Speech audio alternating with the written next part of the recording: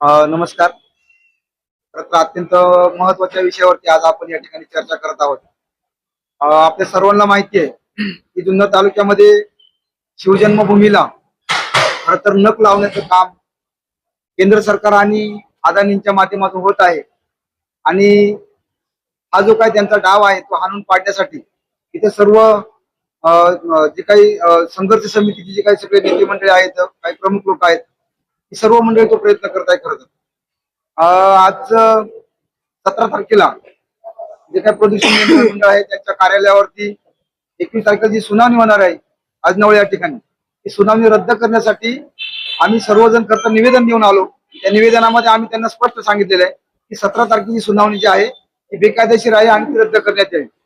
आता खरं तर या माध्यमातून मी या संपूर्ण तालुक्यातील नागरिकांना आवाहन करत आहे की उद्यापासून आपण गावोगावी खरं तर याच्या ज्या काही घोंगडी बैठक आहेत, कोपरा बैठक आहेत, या गावोगावी घेणार आहोत. कारण आताच आपल्या तालुक्याचे सभापती ताई कमलताई यांनी जे सांगितलं की बऱ्याच नागरिकांना याची कल्पना नाही खरं म्हणलं तर. आणि याचे जे काही संभाव्य धोके आहेत किरण सर, हे संभाव्य धोके पण आपल्या लोकांपर्यंत पोहोचलेले नाहीत. ऍक्च्युली खरं तर प्रशासनाने याबद्दल एकदम स्पष्ट क्लिअर असं काहीतरी सांगायला पाहिलं होतं की या प्रकल्पाचे चांगले परिणाम काय आहेत, वाईट परिणाम काय आहेत.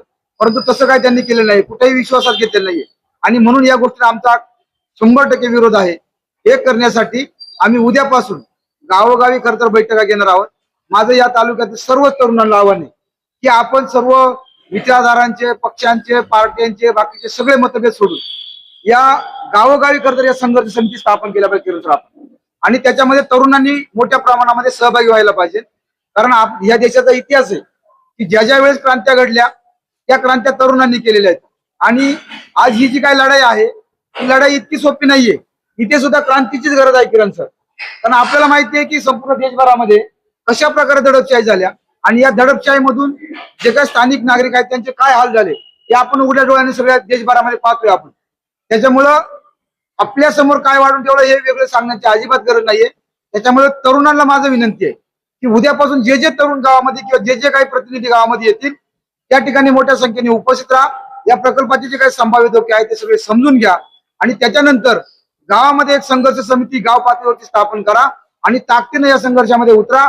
17 तारखेला गावामधून तुम्हाला सांगतो शेकडो लोक बाहेर पडले पाहिजे, शेकडो तरुण बाहेर पडले पाहिजे.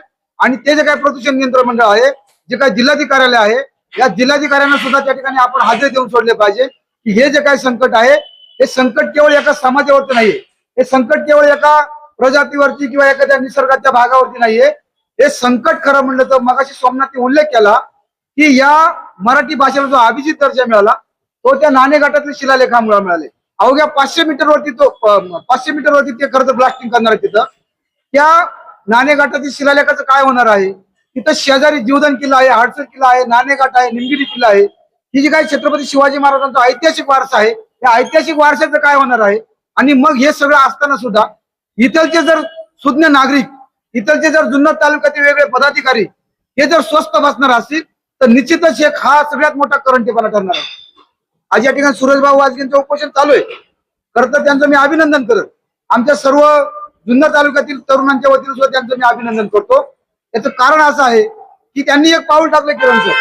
आपण वेगळ्या पद्धतीनं प्रत्येकाने वेगळं पाऊल जर टाकलं तर हा जो काही भस्मासूर या ठिकाणी येऊ पाहतोय त्याला चाप बसल्याशिवाय राहणार नाहीये असं मी या ठिकाणी नमूद करतो. आणि पुन्हा एकदा आवाहन करतो की 17 तारखेच्या मोर्चासाठी गावोगावी तरुणांनी जागृत व्हा. गावोगावी हजारो शेकडो तरुणांनी त्या ठिकाणी समोर या, कमिट्या बनवा, गाड्या करा आणि त्या गाड्यांमधून आपण पुण्यामध्ये कलेक्टर कार्यालयापर्यंत जायचंय, प्रदूषण नियंत्रण महामंडळाच्या कार्यालयापर्यंत जायचंय असं मी या ठिकाणी आवाहन करतो.